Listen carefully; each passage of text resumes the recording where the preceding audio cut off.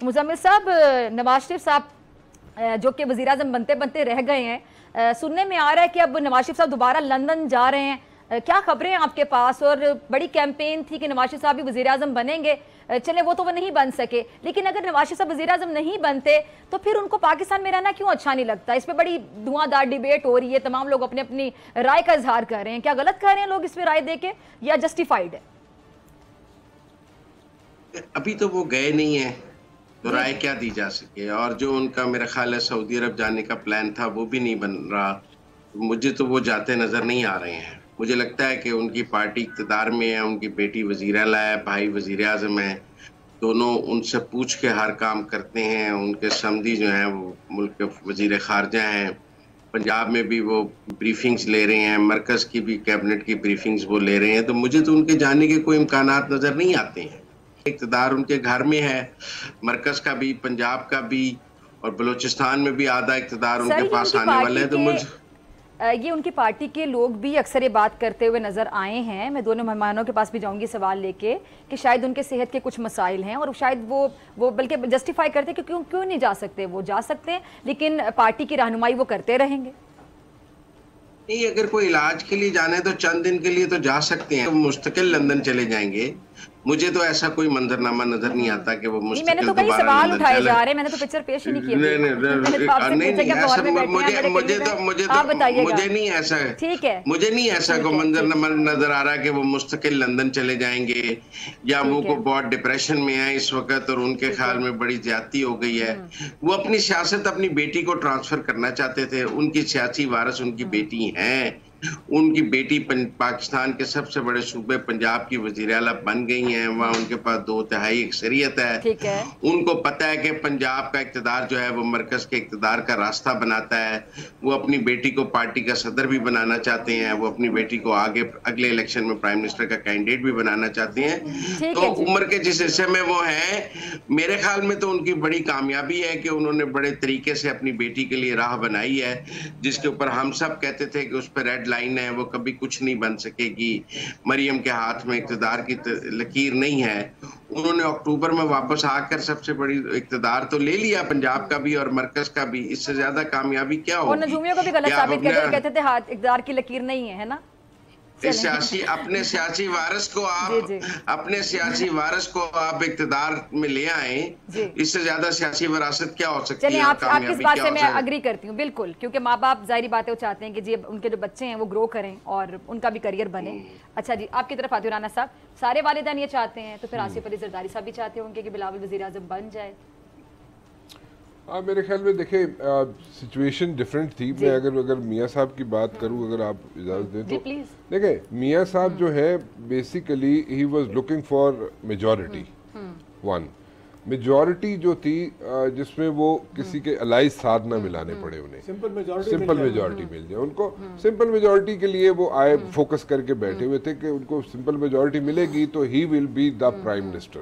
वो simple majority मिली नहीं उन्हें, ठीक है। और मखलूत हुकूमत को वो समझते थे कि मैं लीड नहीं कर सकता। वो असल में देखे ना, मियां नवाज शरीफ साहब 3 दफा प्राइम मिनिस्टर रह चुके हैं और वो उनका मिजाज डिफरेंट है। वो डिफरेंट तरीके से वर्किंग एनवायरनमेंट रही है उनके पास। मतलब कि ही यूज्ड टू बी ऐसे कह सकते हैं कि he was calling the shots whenever he was the prime minister. अब वो पूछना और इसका एनु राजी करो तो ओनू राजी करो तो ऐब नाराज हो गया, वो उस चक्कर में नहीं पड़ना चाहिए। तो अच्छा जान छुड़ाई उन्होंने, मेरे तो ख्याल में बिल्कुल अच्छा किया उन्होंने, जान छुड़ाई उन्होंने। लेकिन दूसरी बात यह है कि लंदन जाने वाली जो बात है, लंदन देखे जाते हैं लोग, इसमें कौन सी ऐसी बात है? अगर मियाँ साहब भी लंदन चले जाएंगे तो इसमें क्या बुराई है? ये नहीं कि परमानेंटली वहां पे जाके बैठ जाएंगे, कुछ अरसे के लिए वहां पे रहना चाहते हैं। वो भी चेकअप्स कराने हैं, व्हाटएवर यू नो, वो फॉलो अप कराने होते थे, वो था, ठीक है। सो ये कहा जाए कि ही इज डिसहार्ट नहीं, मेरे ख्याल में उनके इर्द गिर्द जो लोग हैं, जो उनके डाई हार्ट सपोर्टर थे, जो मियां मोहम्मद नवाज शरीफ साहब के साथ जुड़े हुए थे, नत्थी हुए हुए थे, वो डिसहार्ट जरूर हैं। क्योंकि वो आए कर रहे थे, वो फोकस कर रहे थे, वो एक्सपेक्ट कर रहे थे कि जनाब वो मियां नवाज शरीफ साहब is going to make it, ठीक है, make it in a sense कि वो जनाब मेजॉरिटी ले लें, लेकिन वो नहीं हुआ। So I personally think it was a good decision. Maryam Bibi है वहाँ पे, she is doing well as far as of now. अब कल क्या होता है हमें नहीं पता, लेकिन एज ऑफ नाउ चलिए एटलीस्ट हमें एक एनर्जेटिक सीएम पंजाब नजर आती हैं। और ये तो इत्तेशाम साहब वो भी बात होगी ना कि शहबाज शरीफ सब लोगों को बड़ा याद आना शुरू हो गए थे जब लोगों ने उस्मान बुज़दार साहब को बतौर सीएम पंजाब देखा कि जो कानों में हैंड्स फ्री लगा के भी कहते थे कि इधर से आवाज़ आती है और दूसरे वाले से भी आती है। तो मरियम साहब एक एनर्जेटिक सीएम के तौर पे नज़र आई हैं और खातून वज़ीर आला, तो बड़ा अभी तक तो बड़ा इम्प्रेसिव है उनका काम। जिस तरह नज़र आता है कि हॉस्पिटल चली जाती हैं, कहीं भी चली जाती हैं, मतलब हमें यही देखना है ना कि कोई कितना एक्टिव है, कितना अच्छा परफॉर्म कर रहा है। मरियम नवाज पे भी बात कर देते हैं। देखिए असल बात जो भी बात आपने राना जमील से भी पूछी आपने, देखिए मेरा ख्याल इतना सिंपल मामला नहीं है कि हम इसको कह दें कि जी नवाज शरीफ साहब बस ठीक हो गया। देखें स्टेज सेट कर दिया गया था, महफिल सजा ली गई थी उनकी, जिस तरह हमारे हाई कमिश्नर ने उनको वहाँ से सी ऑफ करके भेजा था। फिर क्या वो स्टेज टूट गया?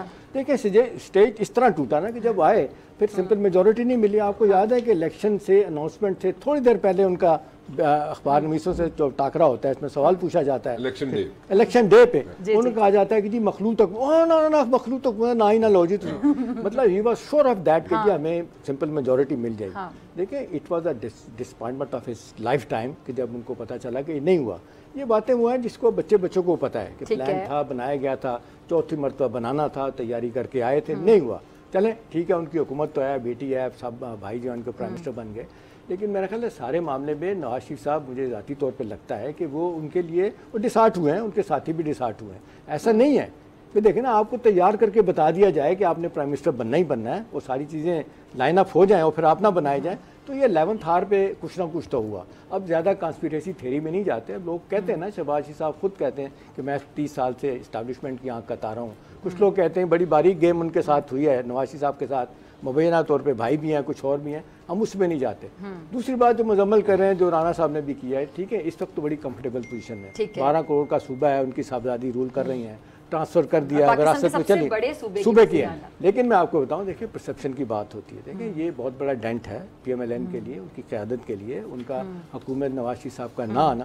भाई इसके बाद आप 100 साल भी हुकूमत करें, नवाज शरीफ साहब ना हो तो लोग नहीं देखिए। फॉलोइंग तो नवाज शरीफ साहब की है, पार्टी तो नवाज शरीफ की है। आपके फुल पेज एड्स है, ठीक है, इलेक्शन से पहले चौथी बार वज़ीर आज़म बन रहे हैं प्राइम मिनिस्टर नवाज शरीफ। इस पे हमने बड़ी बात भी की थी, आपको याद होगा, बहुत ज्यादा बात की थी। दूसरी बात देखिए, और उसमें ये भी नहीं लिखा हुआ था कि ये एडवर्टाइजमेंट है, अखबारों का एक, आपने पुराने जर्नलिस्ट हैं आप सर, अखबारों ने, लेकिन the point is different, you know, जो बात कर रहे हैं ना शाम साहब कि he was all set to be the prime minister, so वो उससे मैं इत्तेफाक करता हूं। देखिए मरियम नवाज की जहां तक बात है, चंद दिन पहले आप देखें आए हैं, वो एनर्जेटिक है, 18 घंटे काम भी कर रही हैं, और मेरा ख्याल है उनको बड़ी ज़बरदस्त तरीके से फिजा रियलाइजेशन है कि अगर मैं काम नहीं करती या मेरा सूबा काम नहीं करता तो उनके लिए मुसीबतें होंगी, परेशानियां होंगी, महंगाई है और मसाइल हैं।